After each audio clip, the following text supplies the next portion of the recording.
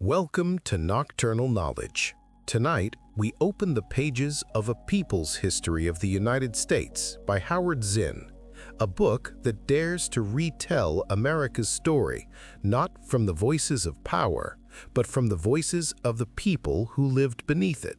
Settle in as we travel through revolutions, rebellions, and moments of quiet resistance, the heartbeat of a nation rarely heard. If this journey through hidden history moves you, consider subscribing for more explorations into the books that reshape how we see the world. Our story begins now. This book, A People's History of the United States, starts us off rough, not with good ideals or shining monuments. Instead, it shows us the chilling truth hidden in regular history books. To really get how this country began, we have to face the real story, and it's way darker than what school ever taught us. Howard Zinn pulls back the curtain on Christopher Columbus. Forget the heroic adventurer we learned about. Zinn shows us the brutal truth, which is often pushed aside or totally ignored in our national story. He wants us to see 1492 not as a discovery, but as a violent takeover. This kind of exploitation basically kicked off how things would be for hundreds of years. Imagine the Arawak people in the Bahama Islands. Zinn says they were naked, tawny, and full of wonder, swimming out to meet Columbus's strange big ships. Columbus wrote in his own journal, and it's pretty chilling. They willingly traded everything they owned. They do not bear arms. With 50 men, we could subjugate them all and make them do whatever we want. This isn't about exploring. This is about power. It's seeing people as just things to use. Columbus came from a Europe dominated by the frenzy for money. So he only cared about one thing: gold. He wrote, "As soon as I arrived, I took some of the natives by force in order that they might learn and might give me information of whatever there is in these parts." What kind of info? Just, where is the gold? He told the king and queen of Spain he'd get them as much gold as they need and as many slaves as they ask. And so, the brutal conquest started. The Arawaks were super welcoming and liked to share, but the Europeans just wanted more and more. In one area, Hispaniola, Columbus made everyone 14 or older collect a certain amount of gold every 3 months. If they failed, their hands got cut off and bled to death. People started killing themselves, even their babies, just to keep them from the Spanish. A young priest, Bartolomeo de las Casas, saw it all. He wrote about the terrible things. Our work was to exasperate, ravage, kill, mangle, and destroy. He said Columbus was so anxious to please the king that he committed irreparable crimes against the Indians. Las Casas even describes Spaniards knifing Indians by 10s and 20s and of cutting slices off them to test the sharpness of their blades. In only 2 years, half of the 250,000 Indians in Hispaniola were dead. They died from murder, torture, forced work, and sickness. By 1650, there were no Arawaks left at all. This is the hidden truth, the secret nobody tells us. Historians like Samuel Eliot Morison will write about complete genocide on one page, but then they'll cover it up with a grand romance. They'll say Columbus had no dark side. Zinn says this isn't just leaving stuff out. It's a choice, a way of thinking. It's quiet acceptance of conquest and murder in the name of progress. But this book wants us to look past what states want us to remember, and wants us to question this messed up history, to really feel what happened, and to finally get the brutal truth about how this country truly started. Drawing the color line, how racial slavery started.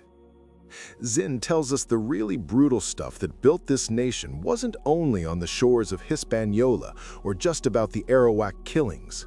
That quiet acceptance of conquest and murder just changed form. It spread. It found new, desperate ground in the early North American colonies. Here, a new, awful system of control began. It drew a harsh, cruel line between people, a line based on skin color. Imagine Virginia in 1619. People had barely survived a terrible starving time. Out of 500 colonists, only 60 were left. Hunger even pushed them to cannibalism.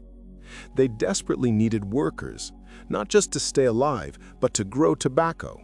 This new crop made a lot of money. They weren't asking moral questions about something so profitable. They just needed hands. But whose hands? not Native Americans. Zinn says the English couldn't force Indians to work for them. They were too tough. There were too many of them, and they knew their land too well to be easily enslaved. Sure, colonists could kill them with better guns, but they'd face attacks in return. And white indentured servants? They were exploited, badly. But their service had a time limit.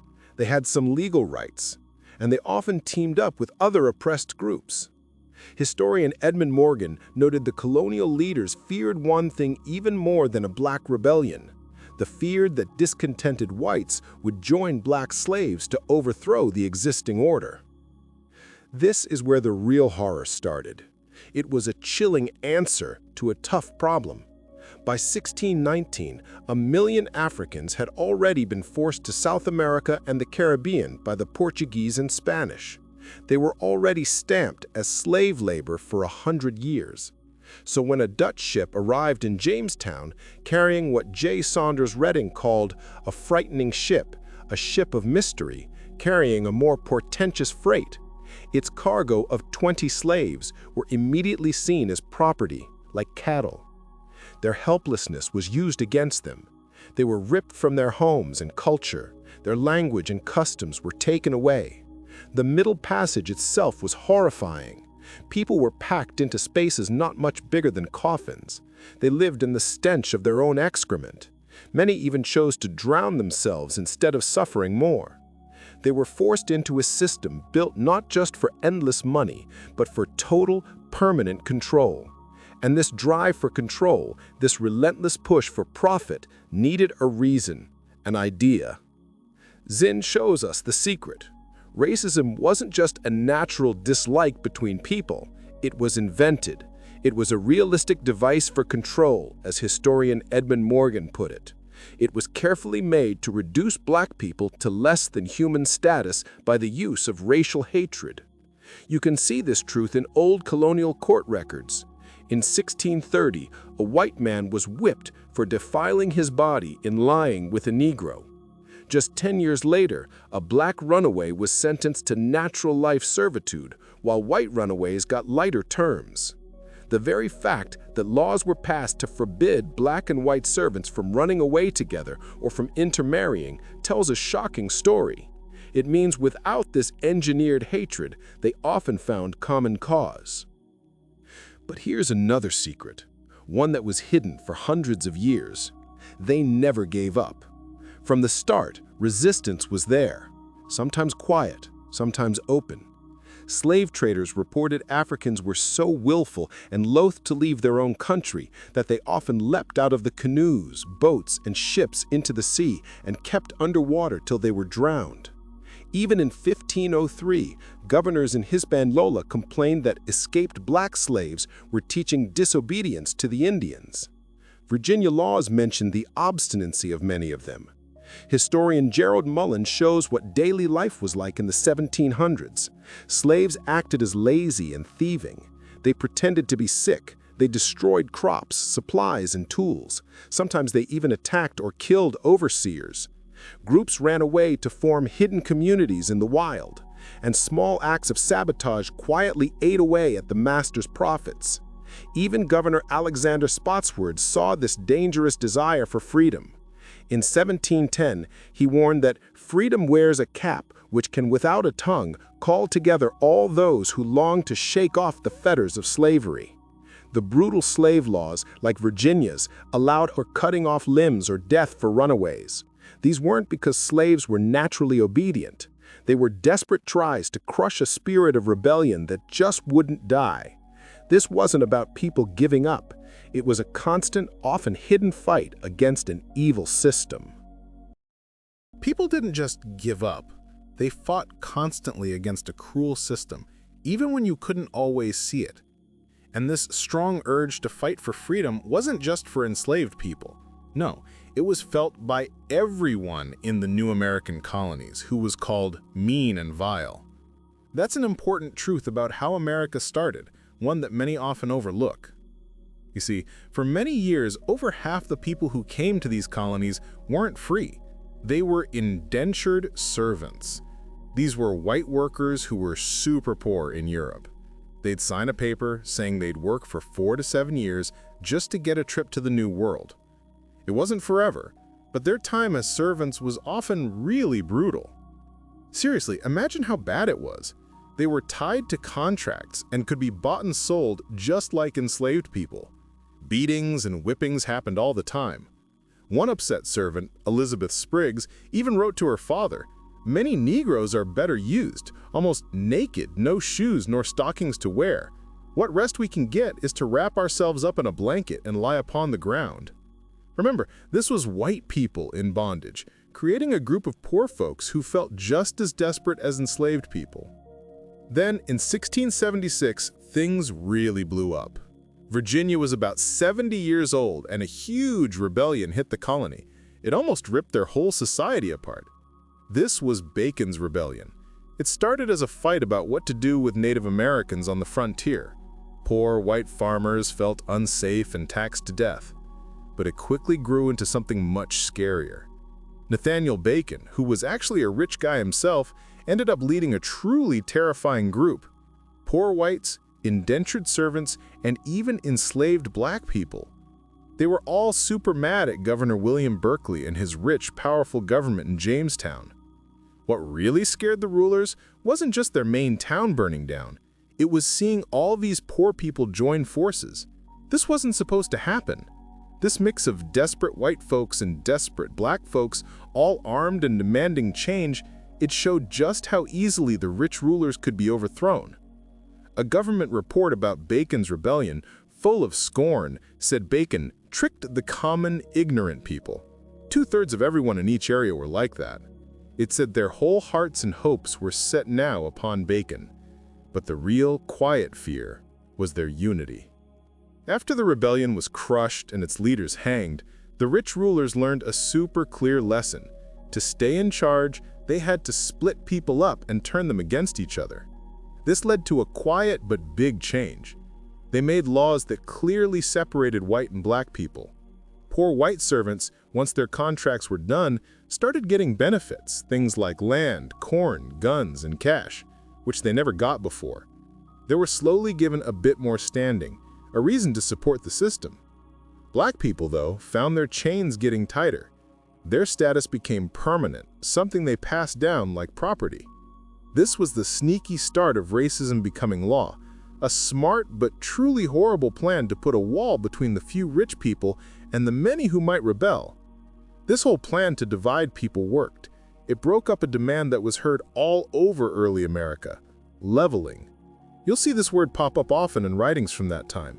It meant making wealth equal, an extreme idea of fairness with money. This idea was always simmering, threatening to flip society upside down. And the rich, after seeing how powerful poor people could be when united, promised themselves it would never happen again. The rich people in the colonies still heard talk of leveling. That was the idea of everyone having the same wealth. They had put down their own people's rebellions pretty violently, but the anger, the fury of the common folks, it was still there. So they started to wonder, what if they could point all that anger somewhere else? What if the real problem wasn't inside the colonies, but outside? This is where one of the smartest moves in American history happened. Britain started making tougher rules after the French and Indian War. This made everyone in the colonies unhappy, rich and poor, and some smart colonial leaders saw their chance. They started to turn all that angry energy away from themselves and straight onto the British king. It wasn't like a secret plan, maybe.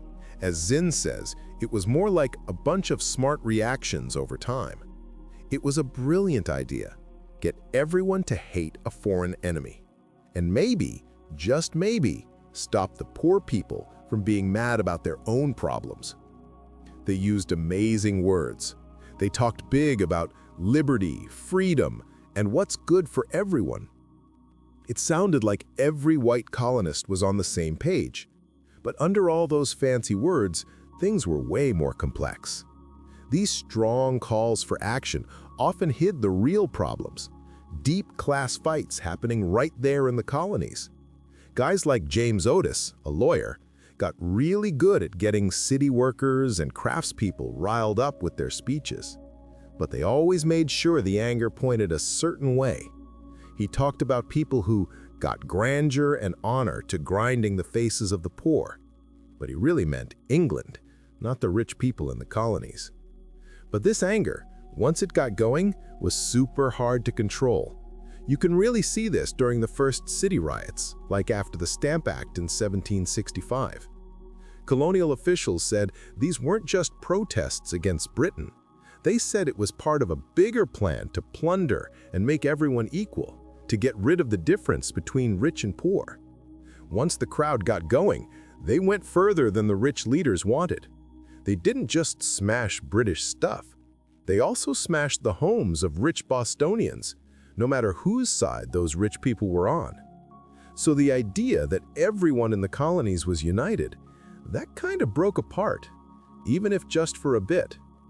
The Boston Massacre in 1770 showed this even more clearly. It was a sad moment. It wasn't just peaceful citizens fighting British soldiers. John Adams, who defended the soldiers, famously called the crowd a motley rabble of saucy boys, Negroes and mulattoes, Irish teagues, and outlandish jacktars. These were the people who had nothing, who were used the most. Their anger at the British was totally tied to how mad they were at their own rich bosses in the colonies. The rich leaders were playing a dangerous game. They hoped this anger wouldn't come back to bite them. And get this, after the Declaration of Independence was read in Boston, the poor people had to join the army, but the rich could get out of it. So riots broke out. The shouts cutting through all the patriotic excitement were clear and raw.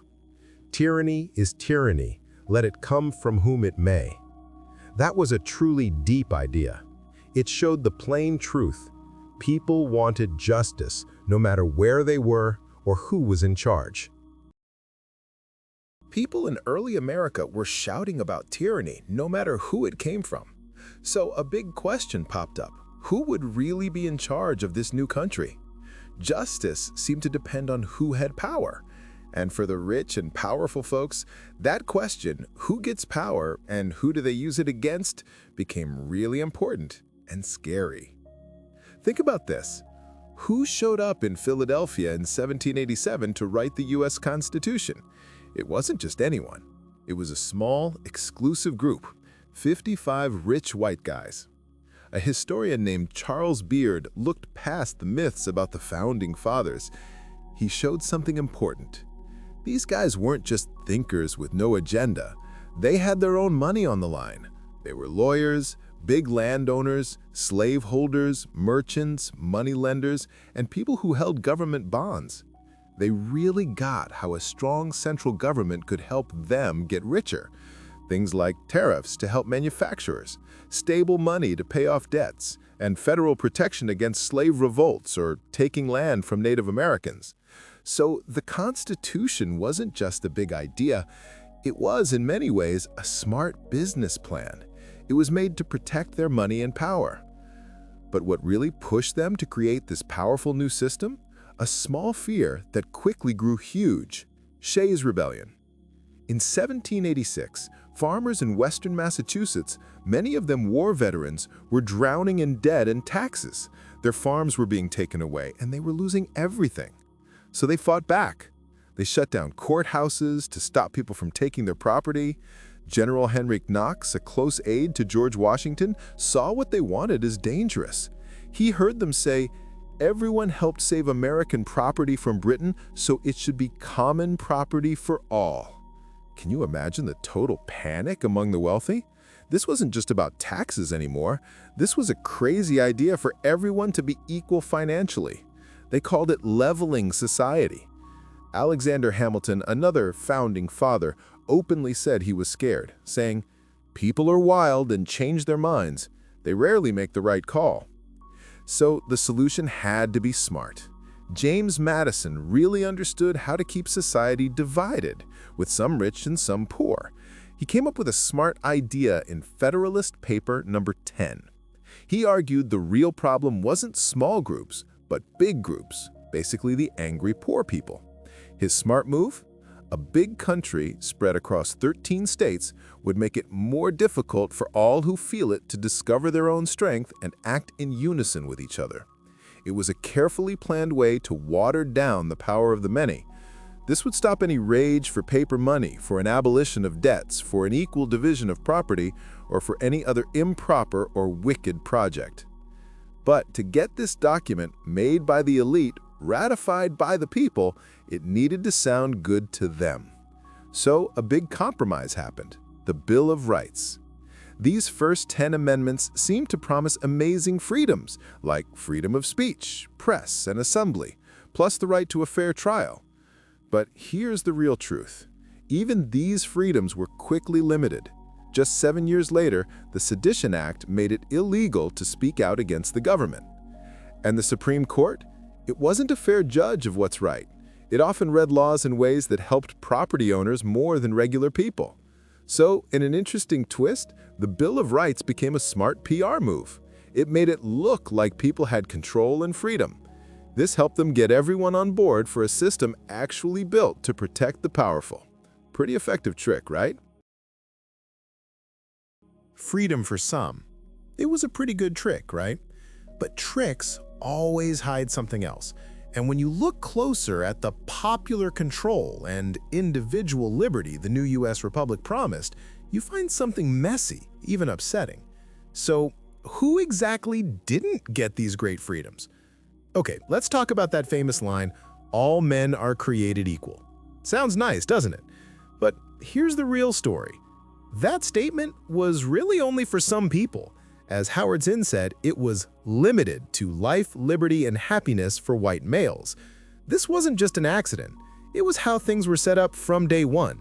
First, let's talk about Native Americans. They were here first, right? But once the British were gone, the US decided to build its own empire out west. And those big words in the Declaration, they didn't mean anything for Native Americans. They were ignored, not considered equal. They didn't get to choose who governed the lands or live happily the way they had for centuries. Actually, after the Revolution, the country just got more intense about pushing the Indians off their lands, killing them if they resisted. This led to Indian removal, as they politely called it. It cleared land for white people, for cotton in the South and grain in the North. It made way for growth, for more people, canals, railroads, cities, and building a huge country all the way to the Pacific Ocean. This wasn't progress for everyone. It was just taking land by force, plain and simple, so a few people could make a lot of money. Then there were black slaves. The revolution could have ended slavery, but no, it was all about money, and that just kept slavery going. The Constitution itself, the country's main document, was a compromise between slaveholding interests of the South and moneyed interests of the North. Basically, the South agreed to rules about trade, and what did they get? They made sure the slave trade could keep going for another 20 years.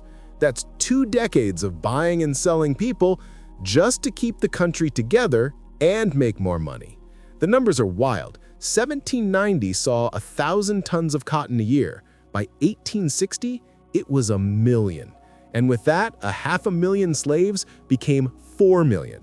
So slavery wasn't dying out. It was getting much, much stronger, fueled by human suffering and that big political deal. What about women? They kept everything running in colonial times. They did a lot during the Revolution. But politically, they were just invisible, as Zinn put it. They weren't considered worthy of inclusion. Abigail Adams bravely told her husband in 1776, "In the new code of laws, I desire you would remember the ladies and be more generous to them than your ancestors." But he didn't listen. Thomas Jefferson, who talked so much about equality, just brushed women off, saying they were too wise to wrinkle their foreheads with politics. So after a revolution for liberty, not one new state gave women the right to vote. New Jersey did for a short time, but they took it back fast. Legally, women were basically their husband's property. Once married, their own identity was lost. So it looks like America's big promise was always conditional.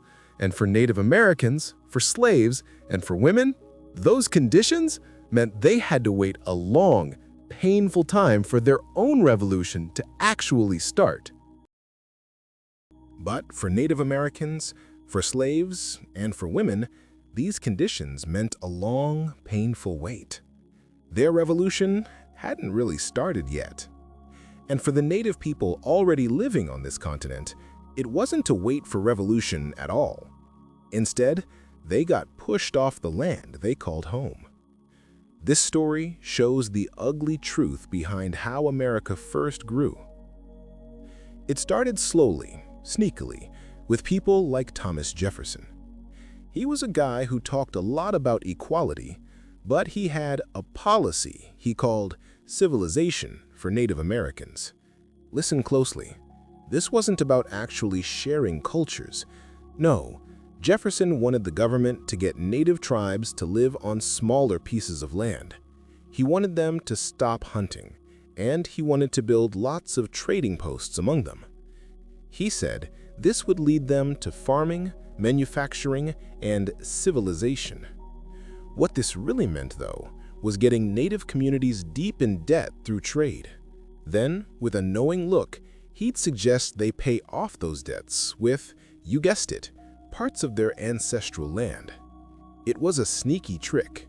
It was designed to open up huge American lands for farming, business, markets, and money.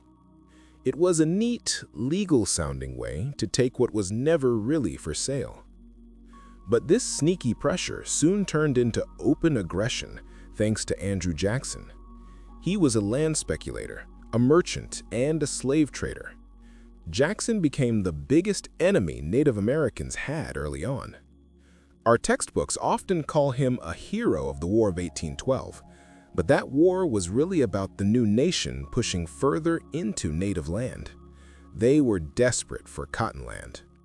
Tecumseh, the Shawnee chief, shouted, "Let the white race die. They take your land, they hurt your women, they disrespect your dead." He was saying something deeply true. And Jackson's cold response after beating the Creeks badly at Horseshoe Bend? He said, "We bleed our enemies to make them see sense." He took half of the Creek Nation's land. That was the biggest chunk of native land ever taken in the South. It helped the cotton farms in the Southwest grow big. Hundreds of treaties were signed back then, but they were just a constant stream of broken promises. The government would promise as long as grass grows or water runs. But that phrase, which sounded nice, became a cruel joke. Tribes were forced, bribed, and scared into signing away their homes. They even said it was for their own good. For example, when gold was found in Cherokee land in Georgia, Jackson just ignored a Supreme Court ruling that sided with the Cherokees. He didn't stop white people from pouring in. His message was clear. If you go west, you'll be happy. You can stay there in peace. This, my friends, was the horrible start of the Trail of Tears. Under Jackson and the next president, Martin Van Buren, 70,000 Native Americans were forced out of their homes east of the Mississippi. But force doesn't even begin to cover how bad the suffering was. Imagine, guards pushed them, agents rushed them, contractors bothered them.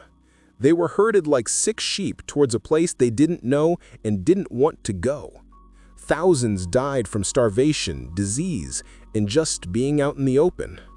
Over 4,000 Cherokees died, just them. And even as this endless, struggling line of people stretched across Arkansas, President Van Buren could calmly tell Congress that moving everyone had the happiest effects. It was the government making people move and wiping them out, hidden behind political excuses and greed from money.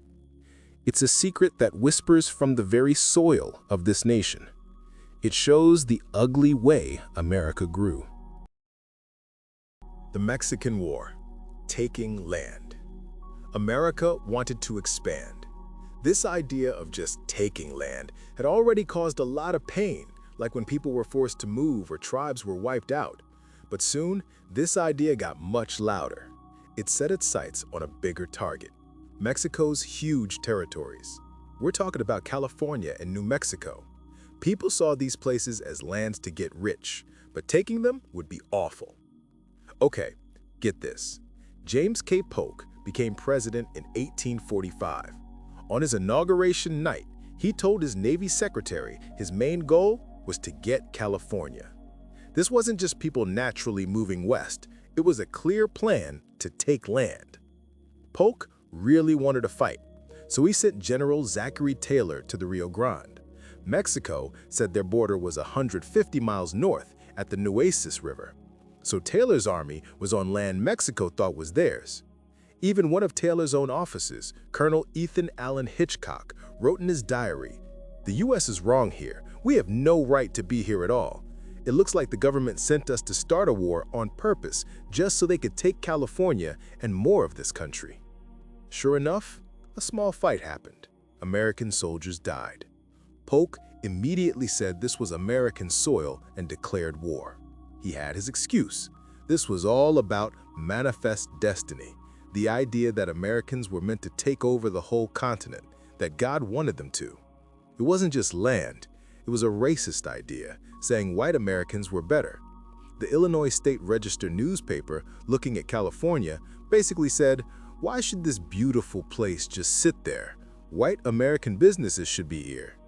And the American Review was even more direct, talking about how a better population would slowly move in, change things, and get rid of the weaker blood there. Pretty messed up idea of progress, right? But not everyone bought into this. Right from the start, lots of people disagreed, though powerful folks mostly ignored them. The American Anti-Slavery Association straight up said the war was only to spread slavery into Mexico's huge lands. And they were right. All this new land meant more places for cotton farms, which meant more slavery. It made the worst part of America even worse. Henry David Thoreau showed a big example of standing up. He refused to pay his tax because he hated the war, so he spent a night in jail. This led him to write Civil Disobedience. In it, he basically said, don't just follow the law, follow what's right. Laws don't make people fair, and if good people always just follow the law, they end up doing unfair things. But even with people like Thoreau and a young Abraham Lincoln in Congress questioning things, the war kept going. The Whig Party, though they didn't really like the war, still gave money for it. Businesses saw a chance to make money, get access to the Pacific Ocean, and find new markets. So they thought war was bad, but maybe also good for profits. This war, like a lot of wars, helped powerful people get richer and stronger.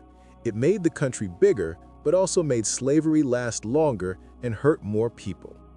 It's a part of history we don't always talk about, but it really shaped the U.S. into what it is today. Let's talk about slavery. As America grew, this terrible system of slavery just kept spreading. It became a deep part of the country. Calling it just a legacy doesn't even come close to how awful it was for millions of people. Picture this. Some people said enslaved folks were happy. Why? Because they'd sing and dance. But John Little, who was enslaved, told the real story. He said, "I myself and 3 or 4 others have received 200 lashes in the day and had our feet in fetters. Yet at night, we would sing and dance and make others laugh at the rattling of our chains. Happy men we must have been. We did it to keep down trouble and to keep our hearts from being completely broken. That is as true as the gospel. Just look at it.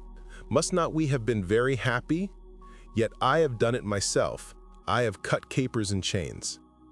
They did it just to survive, to keep from breaking down. Here's the harsh truth. Cotton farming blew up. In 1790, they grew 1,000 tons. By 1860, it was 1,000,000 tons. This made slavery explode too.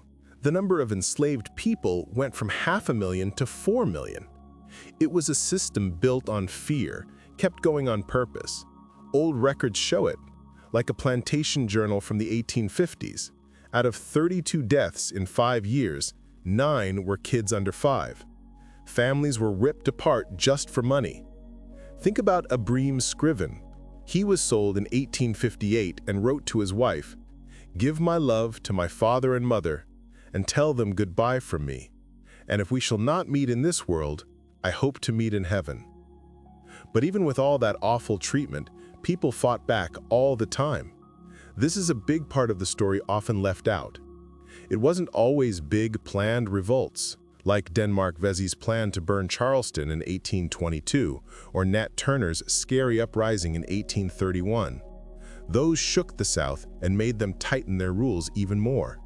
But usually it was smaller, everyday acts. People would mess things up, pretend to be sick, ruin crops, or steal stuff. And many ran away.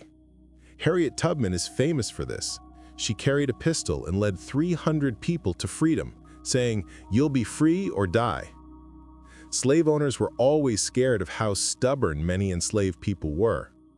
When the Civil War finally happened, it was really a fight between rich, powerful groups. It wasn't some sudden feeling that slavery was wrong. It was Northern business owners wanting cheap labor, big markets, and special taxes to help their businesses.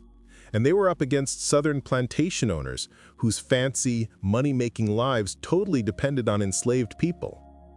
Abraham Lincoln didn't like slavery, but he was really practical. He told Horace Greeley that his main goal was to save the Union, and is not either to save or destroy slavery. So his Emancipation Proclamation in 1863, while a big deal, was a smart military move. It only freed enslaved people in the states that were rebelling, places where the Union couldn't actually enforce it. One historian said it had all the moral grandeur of a bill of lading. This careful way of doing things showed how deep racism was in the North. It even set off huge riots in places like New York. Poor white people there hated being forced to fight a black man's war and took out their anger on black Americans. The war ended and slavery was officially gone, but real freedom was still a long way off. When freedom comes from the top, it's always planned out to help those in charge. The promise of 40 acres and a mule for freed slaves fell apart fast. President Johnson canceled Sherman's orders that had given land to black families for a short time.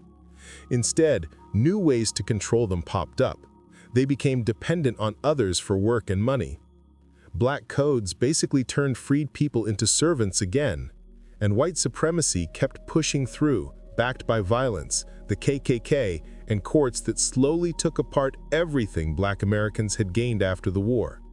The Supreme Court's famous Plessy versus Ferguson case in 1896 made separate and equal the law for decades. Then came the Compromise of 1877. This basically finished the job. Federal troops left the South, and black freedom was pretty much given up, so white leaders from the North and South could make peace. That terrible system kept going, just in a different way. It was definitely not over. The Compromise of 1877 was a big turning point. Federal troops left the South, and black people's freedom got put aside so white leaders, North and South, could get along. It wasn't just the end of something, it was the start of something new. Slavery's terrible past changed into a new system that still kept black people down. It made them poor and powerless, with white people on top. This set the stage for a huge new time where power and money got pulled together. And that's when the robber barons really showed up. People talked about them with both wonder and anger. Between the Civil War and the early 1900s, America went through a huge change in how things were made. Steam and electricity took over from people doing all the work. Steel replaced iron. Railroads spread everywhere. By 1900, tons of trains ran on almost 200,000 miles of steel tracks, moving goods. Everyone needed more coal, copper, and oil. New stuff popped up fast, like cigarette machines and huge meat-packing plants. It changed how everything was made and shipped. But who actually got rich from all this? Historian Howard Zinn points out that while a few super-rich guys, those rags-to-riches heroes, did climb from poverty, most didn't. If you look at 303 top bosses in textile, railroad, and steel back in the 1870s, it's clear 90% came from pretty well-off families, not poor ones. So those Horatio Alger stories? Zinn says they were mostly a myth, and a useful myth for control. It was a nice story, meant to make regular people think their problems were their fault, and that if they just worked hard enough, they could be rich too.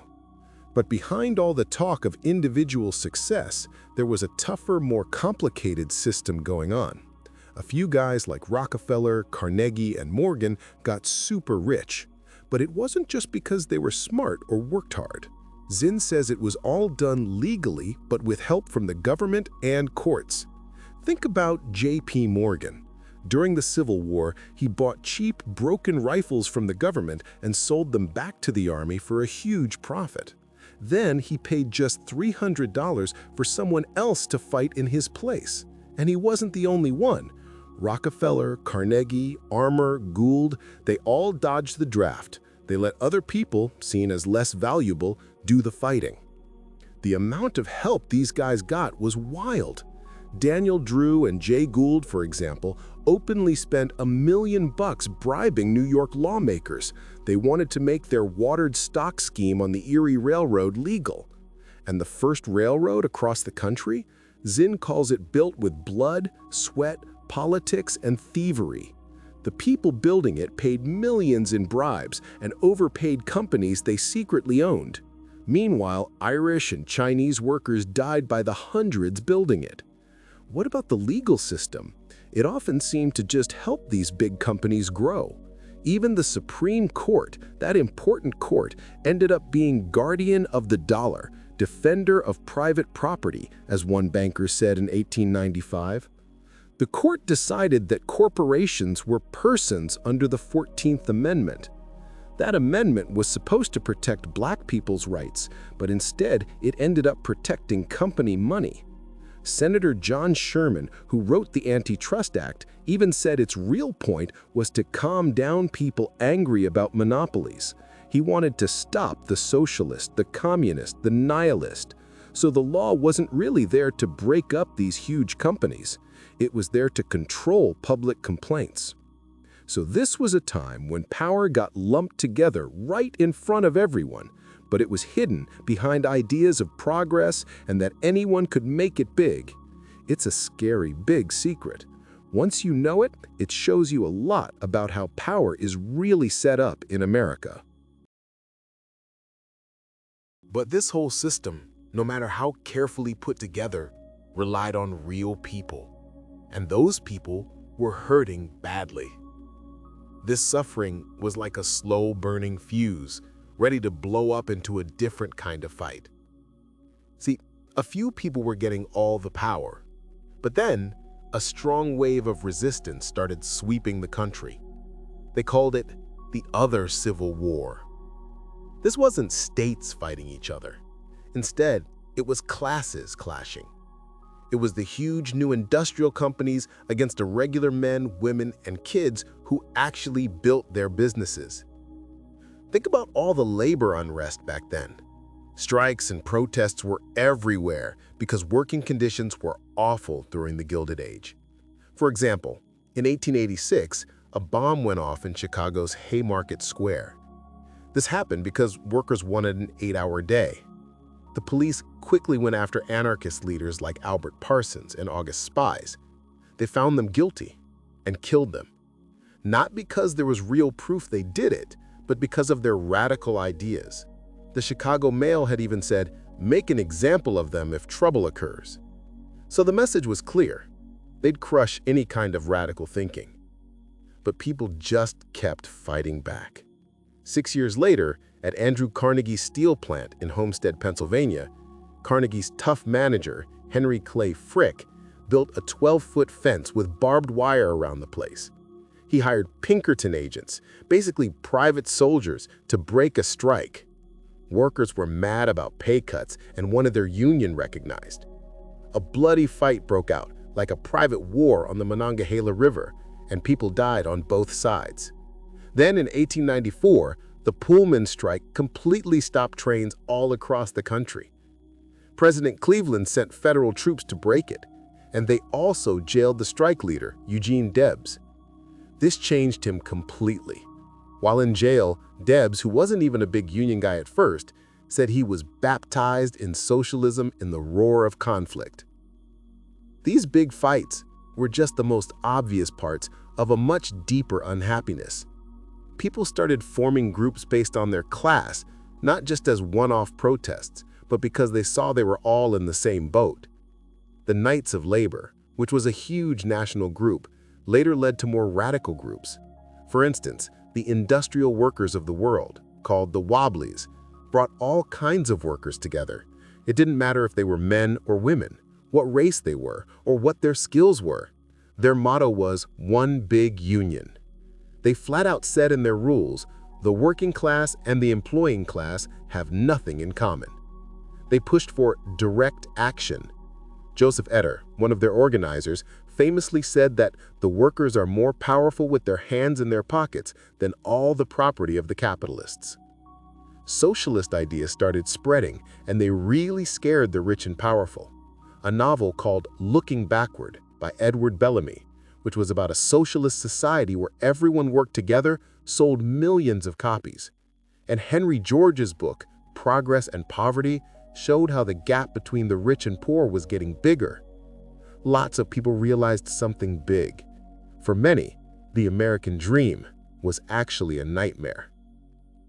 The government quickly cracked down in many ways. They used military force right away, like we already talked about. Courts also made strikes illegal, basically turning workers asking for better deals into a conspiracy. But they also used sneakier tactics. They constantly used propaganda to make labor leaders look bad, calling them foreign anarchists or communists. Maybe the worst thing they did was try to divide workers by race and background. They'd pit native-born people against immigrants, Irish against Italians, white against black. This was all to stop workers from uniting, because a united working class was the only thing that could really challenge how things were run. So this wasn't just about more money or fewer work hours. It was a huge fight over how the world should work. People were really asking if a country built on freedom and equality could actually work when millions were living under terrible economic pressure. And even though they tried to crush it, the ideas for big change were planted deep in America. Things were getting unstable at home. People were restless. So the rich and powerful in America started looking outside the country. For a long time, people's anger and energy had been focused on settling the huge lands out west. But in 1890, the government officially said that frontier was closed. No more free land. So if businesses always need to grow, where could they go next? The powerful people decided the answer was overseas. Imagine this. A really bad economic crash hit in 1893. This made rich people super nervous about class conflict. So in their meetings and in Congress, a new idea came up. Historian Zinn explained it like this. They believed selling American goods overseas could help fix problems at home. It could stop the economic crashes that caused so much trouble in the 1890s. It was a smart plan, really. It would turn the anger of struggling workers towards an outside enemy. It would unite people with patriotism, and it would open up huge new ways to make money. They knew where to go. Asia, especially China, looked good for selling American goods. They even called them endless markets. Latin America was also a target. Years before, the Monroe Doctrine basically said it was America's backyard. It had lots of raw materials and new places to sell stuff. Senator Albert Beveridge, who really pushed for expansion, said it clearly. American factories make too much, American farms grow too much. It's our destiny. We must have the world's trade. The thing that started it all was the Spanish-American War in 1898. Secretary of State John Hay even called it a splendid little war. They said it was to free Cuba from Spain. But the real story, as usual, was darker and more complicated. Sure, Americans felt bad for the Cuban rebels, but the U.S. government had huge business interests in Cuba. They worried a truly free Cuba might kick them out. Then the USS Maine battleship blew up in Havana Harbor. No one ever really figured out why, but it became the big reason for the U.S. to go to war. People wanted a fight. America showed its power quickly and completely. Cuba wasn't officially taken over because of the Teller Amendment, but that promise was quickly ignored by the Platt Amendment, which let the U.S. step in whenever it wanted. So Cuba basically became an American satellite. Puerto Rico and Guam were just taken as war prizes, but the biggest prize was the Philippines. President McKinley, acting all holy, even claimed God told him that Filipinos couldn't govern themselves. So, he said, the U.S. had to educate, uplift, civilize, and Christianize them. This was their mix of excuses, saying some races were better and that their culture was superior, all to justify going to war. Theodore Roosevelt, who always talked about masterful races, said inferior people shouldn't rule themselves. Senator Beveridge agreed, saying America's race had a mission from God to be the trustee of world civilization. But what about the actual people, the local resistance, the brutal fighting against them? All that was ignored.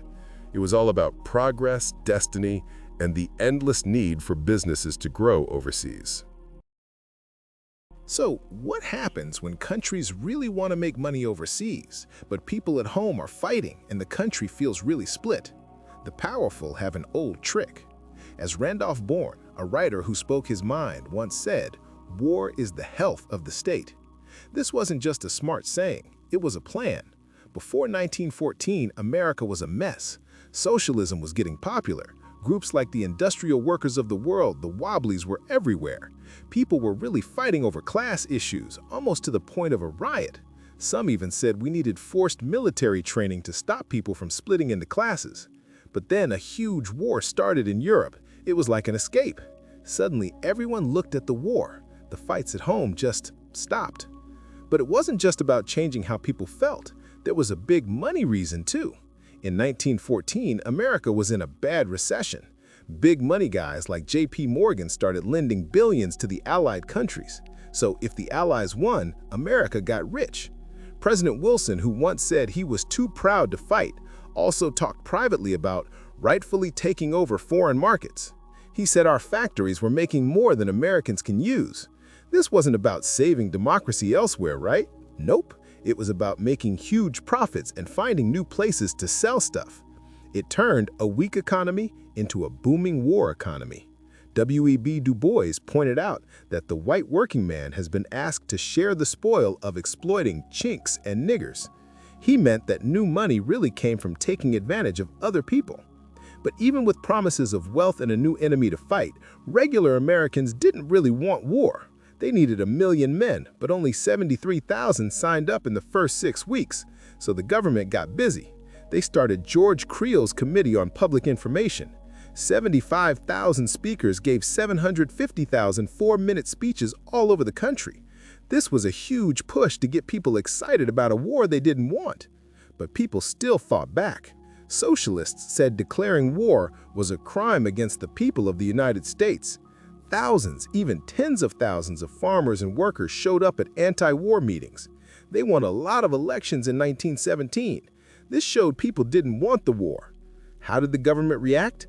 Fast and mean. The Espionage Act of 1917 and later the Sedition Act made it a crime to disagree with the war. Charles Schenck went to jail for handing out flyers against the draft.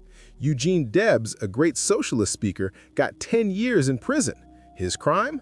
Saying, "The master class has always declared the wars, the subject class has always fought the battles."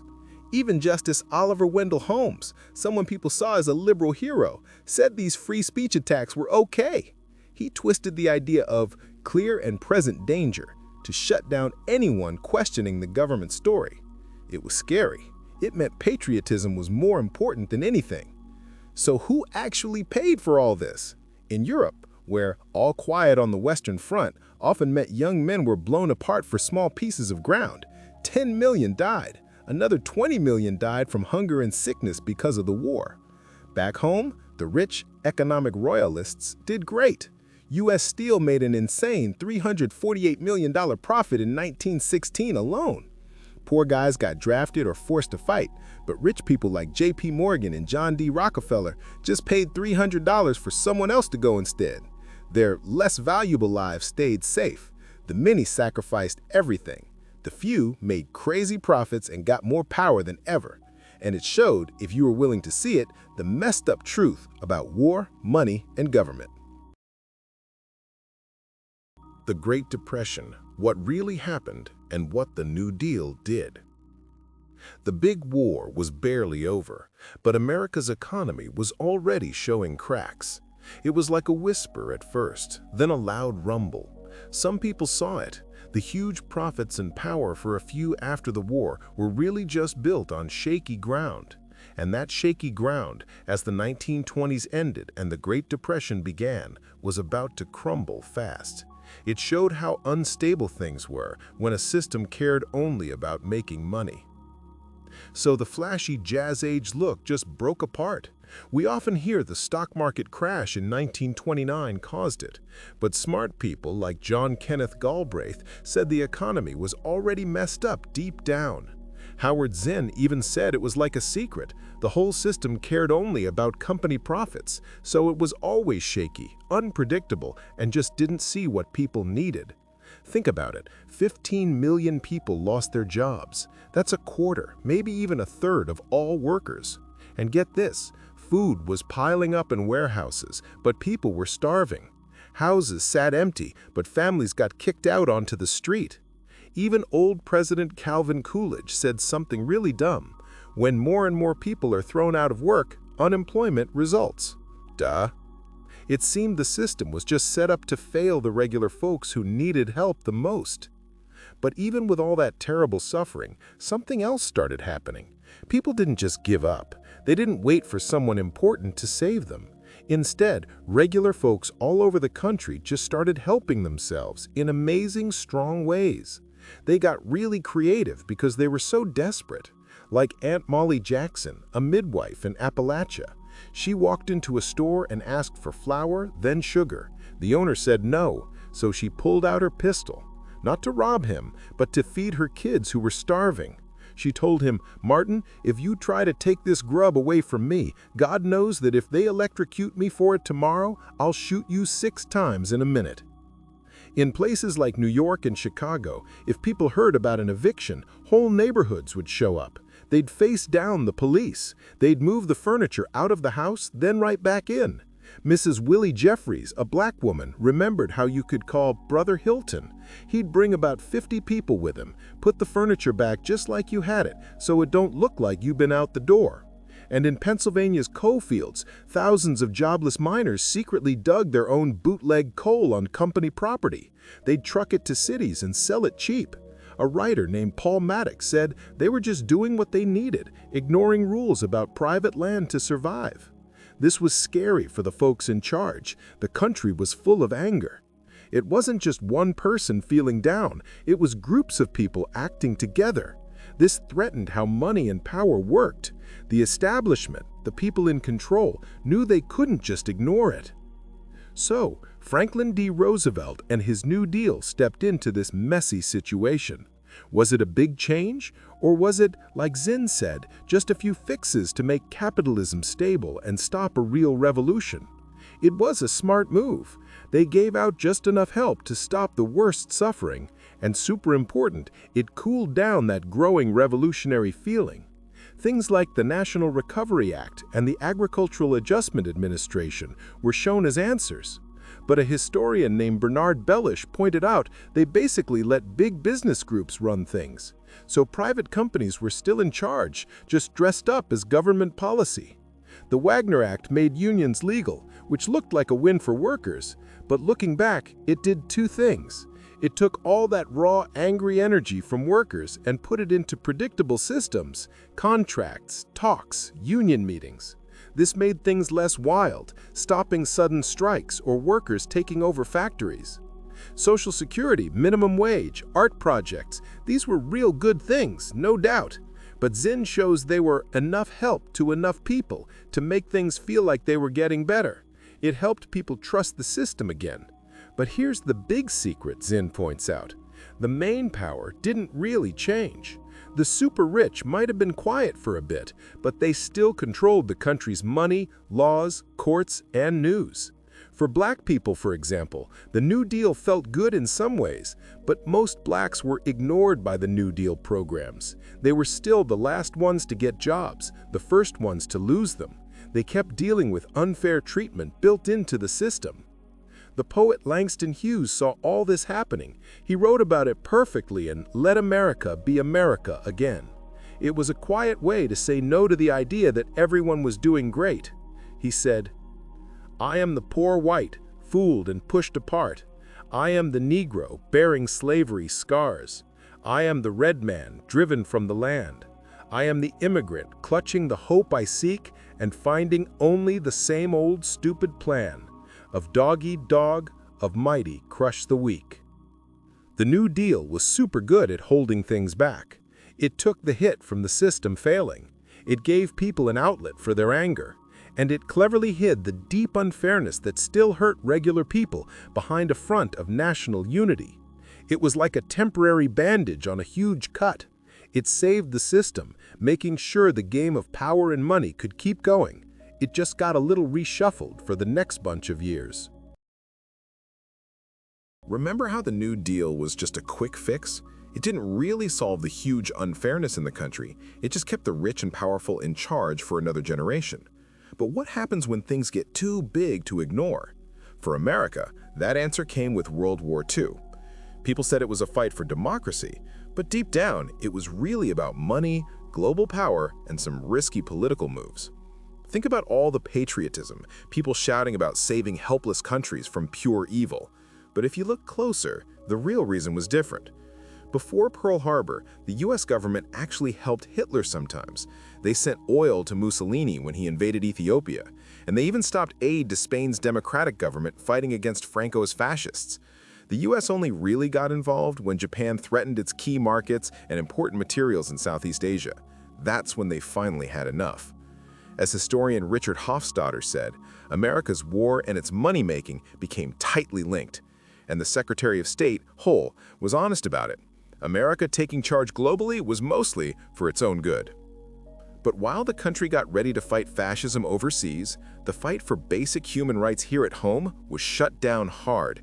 It was a clear contradiction. A military that separated black and white soldiers was fighting against racist ideas. Black soldiers' blood was good enough for war, but the Red Cross, with government approval, still separated it by race. Black Americans trying to get jobs in war factories often faced discrimination and got stuck with the worst work.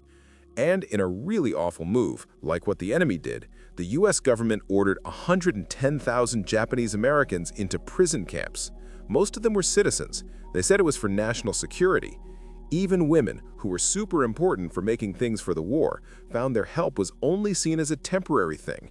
They still weren't treated as equals in society. Towards the end of the war, a scary new plan came out. Japan was really weak and about to give up. The US knew this, but the bombs still fell on Hiroshima and Nagasaki. Why? Historian P.M.S. Blackett suggested a shocking truth. The atomic bombings were the first big move in the quiet diplomatic war with Russia. It was a huge, silent message to the Soviet Union. We have this power, and we're not afraid to use it. So WW2 was barely over, but the next big thing for America was already starting, the Cold War. Truman's government had money problems at home, and people were tired of war, so they cleverly created a feeling of crisis and Cold War. The Soviet Union was messed up after the war, but they made it seem like a huge, immediate threat. It was an easy bad guy to make people okay with spending way more on the military than ever before. Military spending just shot up, not just to defend the country, but to also boost the economy with war orders. Here at home, this made-up story gave them a perfect excuse to crack down on people. A huge red hunt took over the country. Government workers had to swear loyalty, and McCarthyism got huge. It stopped people from disagreeing and pushed a very narrow idea of what it meant to be American. As historians Miller and Nodak said, Truman's own policies were mostly to blame for all that panic. General Motors President Charles E. Wilson optimistically called this a permanent war economy. He said it would keep the current system exactly as it was. It was a clever but mean trick. It moved people's anger from real problems in the country to an enemy outside. It made the rich and poor feel like they were together, even though it wasn't real. and it gave an excuse for a huge, strong military that would change American life for many years. Even while the country tried to act united against outside enemies, things were very different inside America. For Black people, the pain from slavery was still fresh, even though they were free. They faced humiliation and unfair systems every single day. It all just built up. Langston Hughes once asked, what happens to a dream that's put off? Does it dry up or does it explode? For millions, they knew it would explode. For a long time, Black people resisted quietly, even if they seemed to go along with things. Paul Laurence Dunbar wrote, "We wear the mask that grins and lies." This showed the hidden anger and real feelings underneath. Richard Wright, in his honest book, Black Boy, explained this truth. He said the white South had never known me, or what he really thought and felt. This quiet fight for freedom was always there, a threat to how things were set up. Around the 1950s, that dream really started to blow up. It wasn't about big political ideas. It was about everyday people being incredibly brave. Like Rosa Parks in Montgomery, Alabama. She was a seamstress, just tired after work. She refused to give up her seat on a segregated bus. That one simple act kicked off a huge city bus boycott. People like E.D. Nixon and a young, powerful preacher, Martin Luther King Jr., led it. King talked about America's greatest glories, not hate. From there, the movement grew. There were the quiet sit-ins at lunch counters in Greensboro, which made many others do the same. Then came the Freedom Rides. Young Black and white activists took brave trips into the segregated South. They faced terrible beatings, burning buses, and lots of arrests. People were so determined. Stokely Carmichael even sang from a jail cell in Mississippi, "I'm gonna tell God how you treat me." Even little kids in Albany, Georgia spoke out.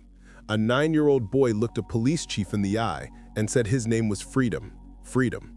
America's leaders watched all this, often worried but also calculating things. The Cold War was heating up, and America's racism looked really bad to the rest of the world. Other countries used it against them. So the government reacted, but carefully. The Supreme Court, which supposedly protects the Constitution, slowly attacked segregation. They made decisions like Brown v. Board of Education, but they famously said integration should happen with all deliberate speed, which basically meant slowly.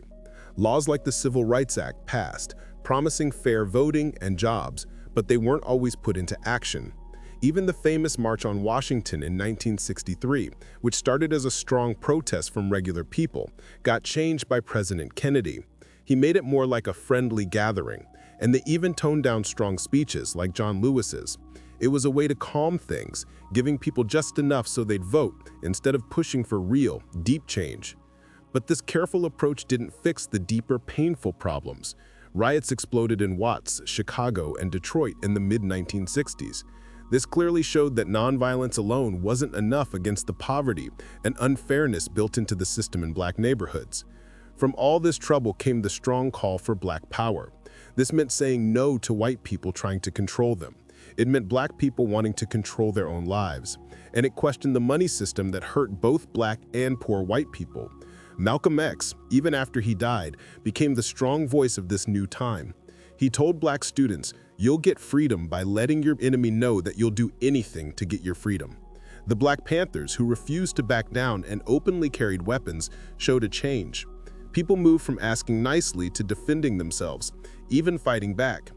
People were starting to realize the fight wasn't just for civil rights. It was against a system that caused the destruction of the Black lower class. Things like no jobs, falling apart neighborhoods, and lots of violence.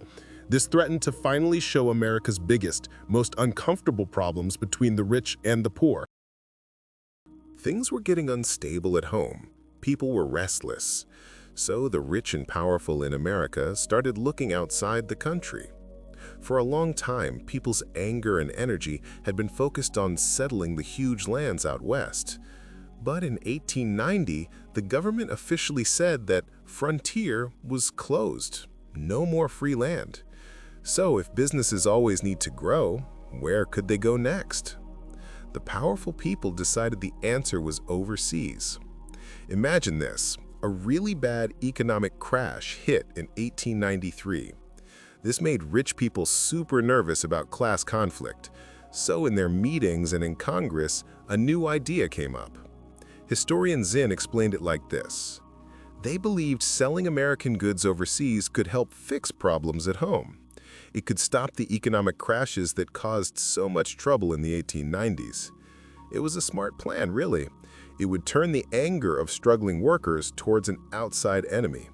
It would unite people with patriotism, and it would open up huge new ways to make money. They knew where to go. Asia, especially China, looked good for selling American goods.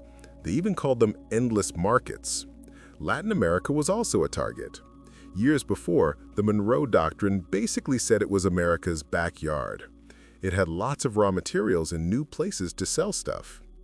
Senator Albert Beveridge, who really pushed for expansion, said it clearly.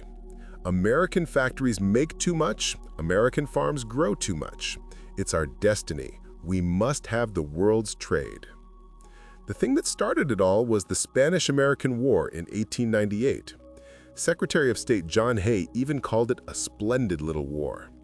They said it was to free Cuba from Spain. But the real story, as usual, was darker and more complicated. Sure, Americans felt bad for the Cuban rebels, but the U.S. government had huge business interests in Cuba. They worried a truly free Cuba might kick them out. Then the USS Maine battleship blew up in Havana Harbor. No one ever really figured out why, but it became the big reason for the U.S. to go to war. People wanted a fight.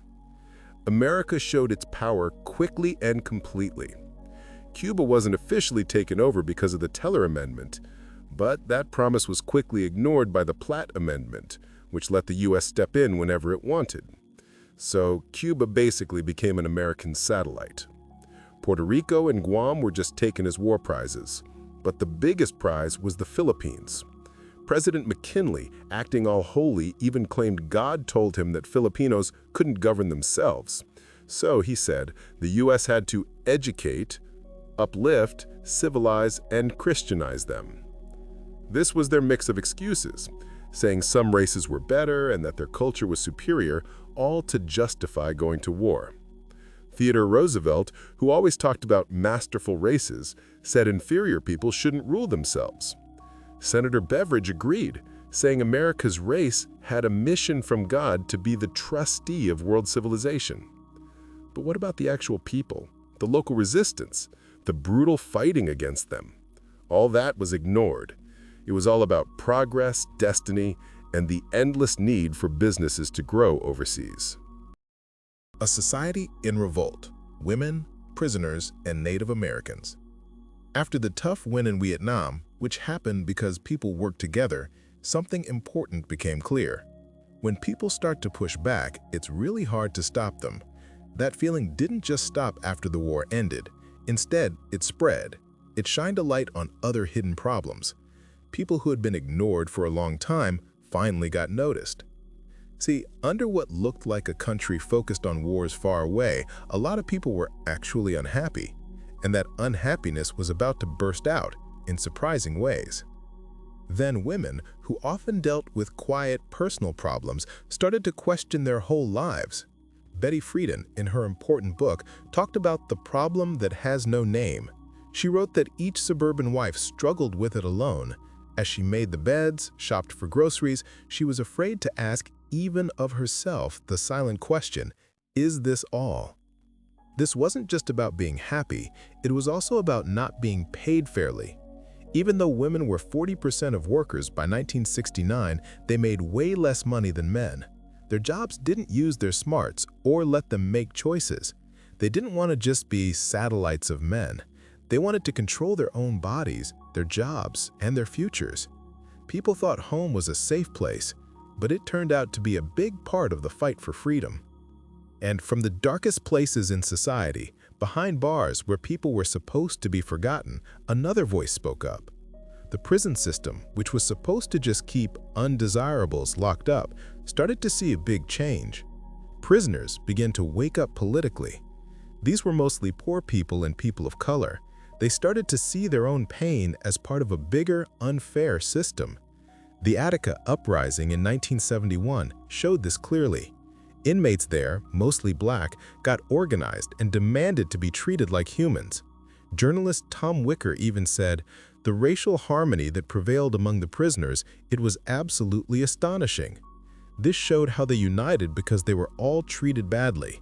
People like George Jackson, who went from prisoner to revolutionary, showed how the system was unfair to poor people and people of color. He said rich people had the law on their side, but poor people got a cage and a bullet.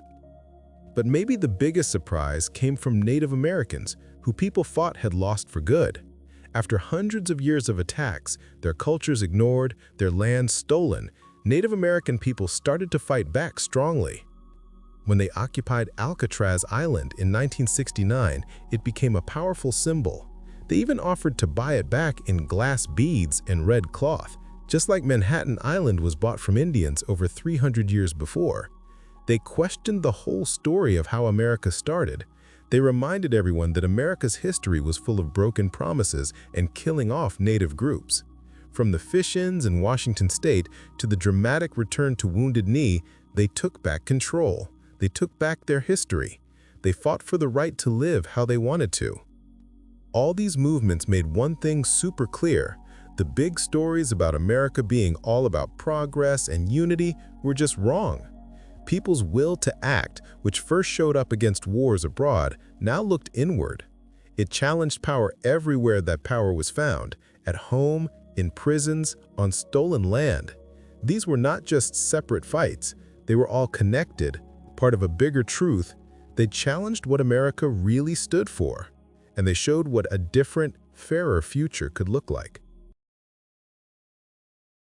While lots of other things were happening, a huge drama started unfolding.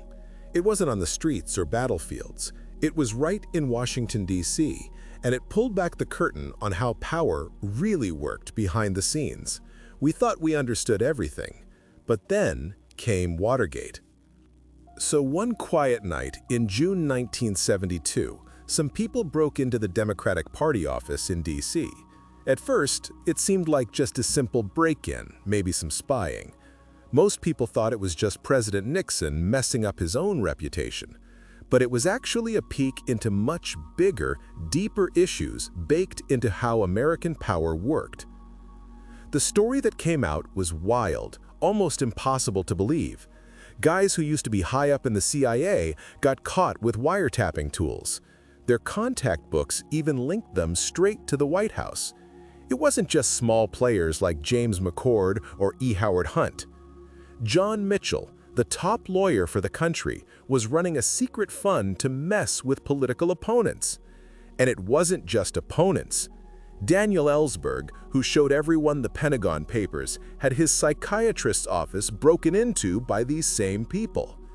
Big companies like Gulf Oil, ITT, and American Airlines were secretly pouring millions into Nixon's campaign. It was a crazy, tangled mess, and it showed a clear truth. The problem wasn't just a few bad apples at the top. It was woven into the whole system of big business and government. As more details about Watergate came out and Nixon's team tried to cover it all up, the country watched, totally shocked and fascinated. President Nixon, the guy who'd promised peace with honor in Vietnam, ended up having to resign. That was a first for any president. But here's the quiet truth about what really happened. The cleanup was just on the surface. Theodore Sorensen, who used to advise Kennedy, put it perfectly. Throw out all the rotten apples, but save the barrel. And that's exactly what they did. Nixon's vice president, Gerald Ford, quickly pardoned him. So basically, no one at the very top really faced consequences. The news made it a huge story, sure, but the investigations never truly looked at how the system was broken. They just focused on Nixon, not the deep, ingrained power issues. The presidency's power? Still strong. The military-industrial complex, that big link between the military and defense companies, still just as powerful. Nobody really touched that stuff. Henry Kissinger, Nixon's Secretary of State, even stayed in power, and he was also involved in secret bombings and illegal wiretaps. So it was clear that the main reasons for foreign policy, like using national security to justify wars, weren't going anywhere. The media did a huge job showing Nixon's personal screw-ups, but by doing that, they accidentally pulled attention away from bigger issues. All the crazy headlines about Nixon's lies and political games made people miss how corporations kept influencing everything, how spy agencies had too much power, and how America kept expanding its reach around the world without much noise. So Watergate was a huge eye-opener. It was like a quick flash of light that showed how this smart system of control really worked. It could even sacrifice a president to keep itself going. The big dramatic scandal about Nixon, made even bigger by the news, ended up being a really convenient distraction. It let the core parts of power stay exactly as they were. They could just keep going with their quiet, unchallenged control.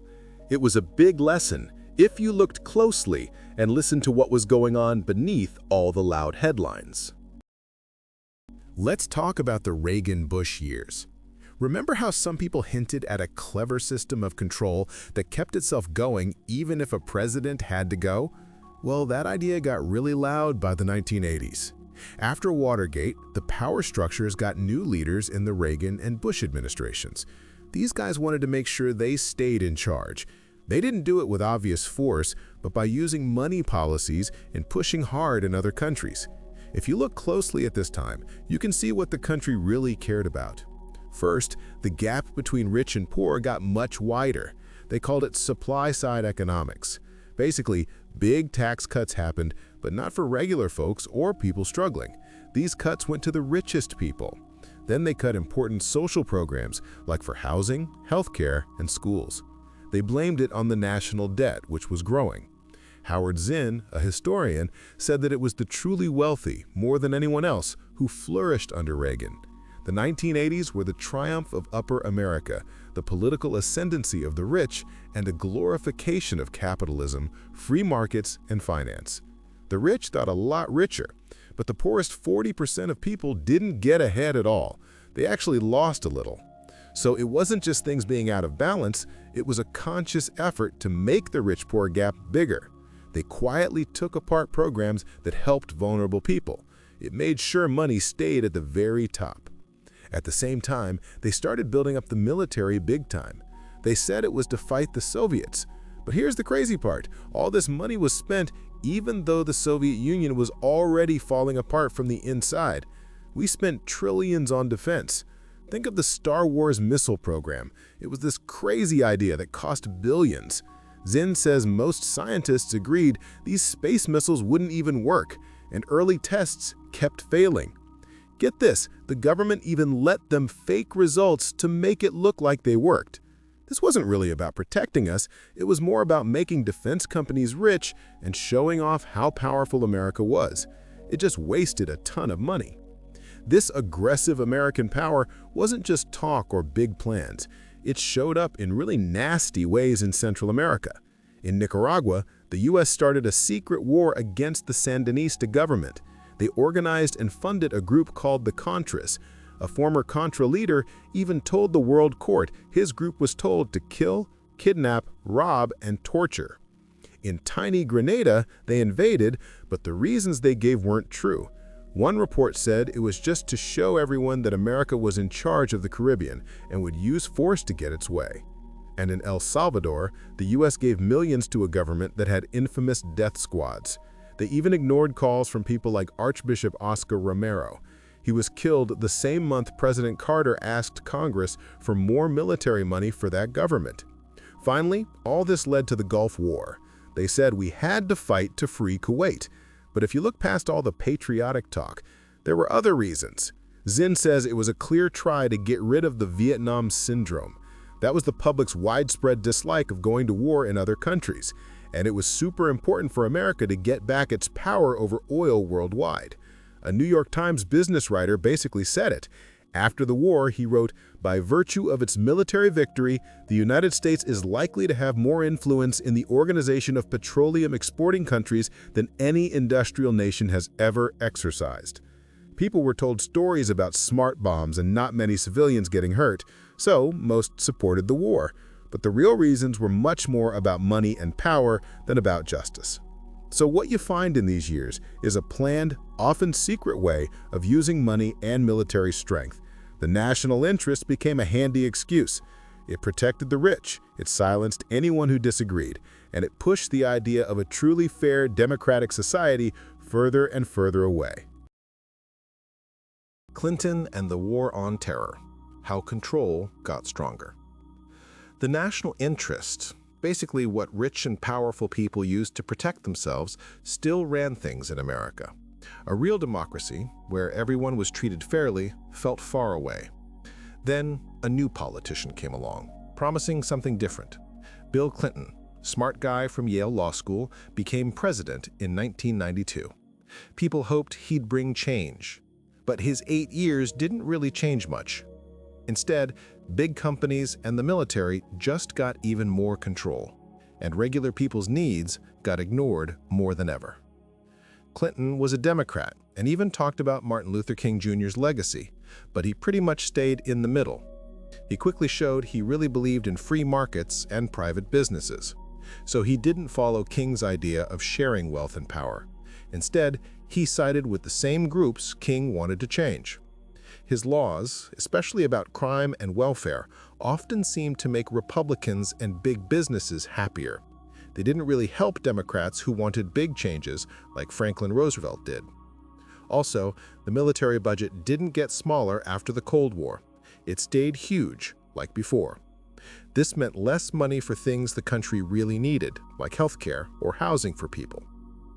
Then 2000 came, and an election that really showed how broken American democracy was. Al Gore, Clinton's vice president, actually got way more votes from regular people than George W. Bush Jr., who was close with oil companies. But the Constitution said the winner was decided by the Electoral College, especially Florida. What happened next was a huge mess. It showed how much power was really at play. Lots of votes, especially in black neighborhoods, didn't get counted or were thrown out for weird minor reasons. It went to the Supreme Court. There, 5 conservative judges stopped any more counting, even though Florida's highest court had said to keep counting. People are still mad about that. Justice Stevens, who disagreed, said it best. We might never know for sure who won this election, but we definitely know who lost. It's the country's trust in judges to be fair. But things just kept getting more controlled. Just 9 months into Bush's presidency, on September 11, 2001, something awful happened. Terrorists attacked the World Trade Center and the Pentagon.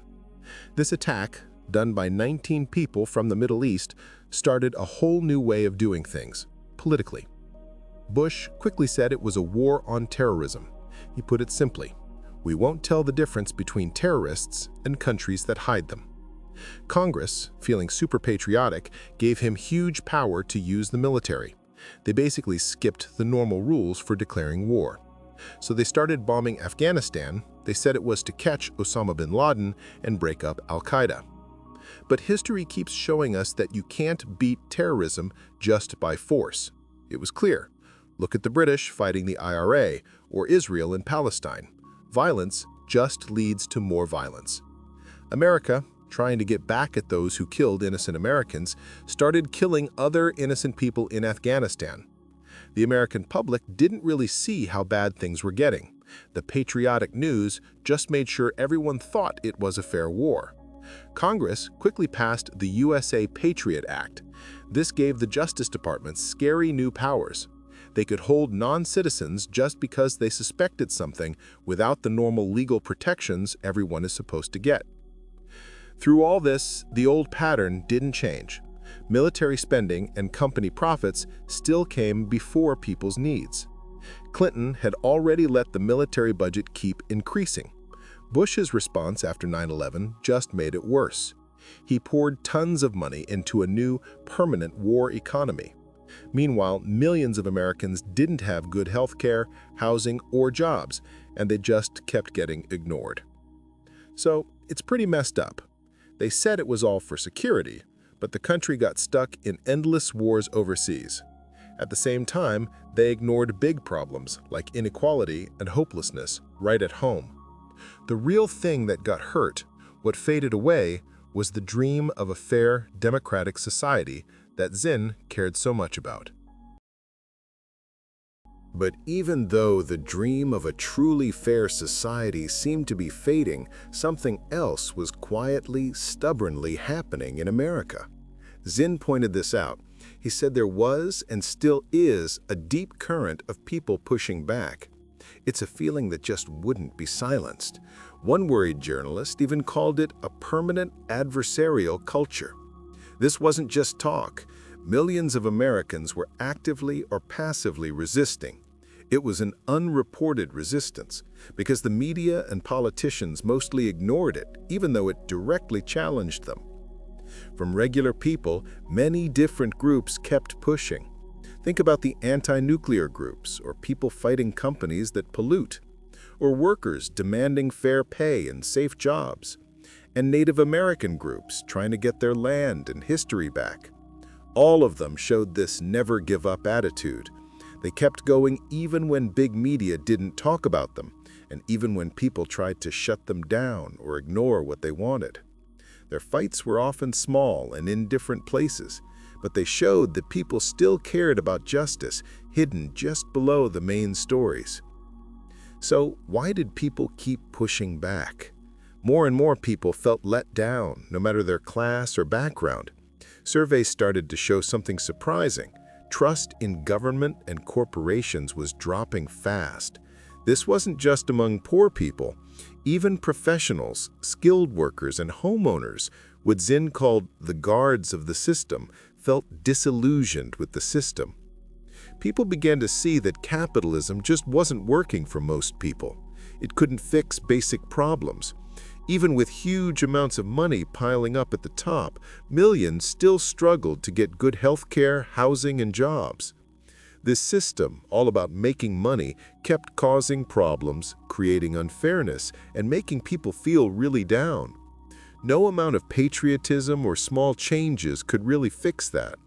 So this adversarial culture really showed that for many, the American dream wasn't gone. It was just waiting for people to finally stand up and demand what was truly promised.